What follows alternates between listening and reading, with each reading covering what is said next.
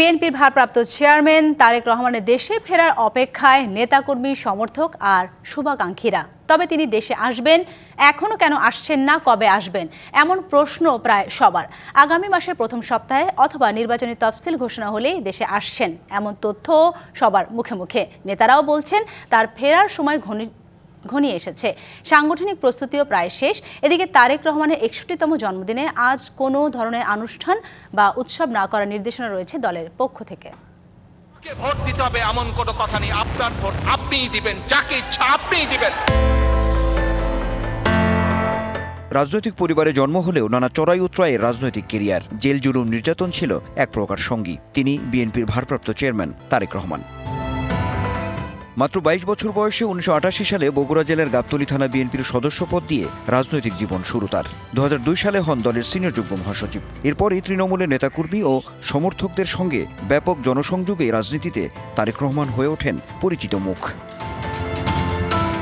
পরবর্তীতে দলের কাউন্সিলের সিনিয়র ভাইস চেয়ারম্যান নির্বাচিত হন। ২০১৮ সালের ৮ই ফেব্রুয়ারি বিএনপি চেয়ারপারসন বেগম খালেদা জিয়াকে কারাগারে পাঠানো হলে ভারপ্রাপ্ত চেয়ারম্যান হিসেবে যুক্তরাজ্য থেকেই দায়িত্ব পালন করছেন তিনি।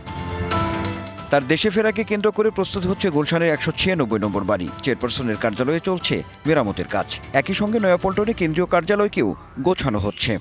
এর বাইরে কিছু আলোচনা থাকে।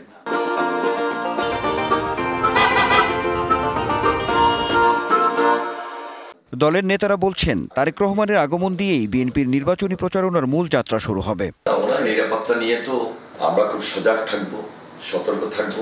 এই সরকার একটা নির্বাচনী পরিবেশ সৃষ্টি করবেন।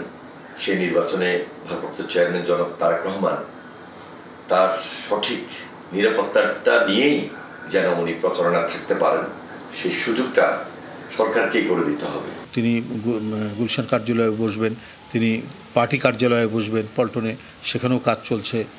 ওনার রুম টুম সব ঠিকঠাক করা হচ্ছে, এগুলো হচ্ছে, মানে এখন সবগুলো মানে সমাপ্তির পর্যায়ে। তারেক রহমানের ৬১তম জন্মদিনে কোনো আড়ম্বরপূর্ণ অনুষ্ঠান আয়োজন না করার নির্দেশ তিনি নিজেই দিয়েছেন বলেও জানালেন নেতারা। বরাবরই জন্মদিন বলেন বা উৎসব মুখর কোনো অনুষ্ঠান এইভাবে কখনোই উনি পছন্দ করেন না, এবং আয়োজন করার জন্য পারিবারিকভাবেও কখনো উদ্যোগ নেন না, এবং আনুষ্ঠানিকতা উনি পরিহার বা এগুলা অ্যাভয়েড করে চলে।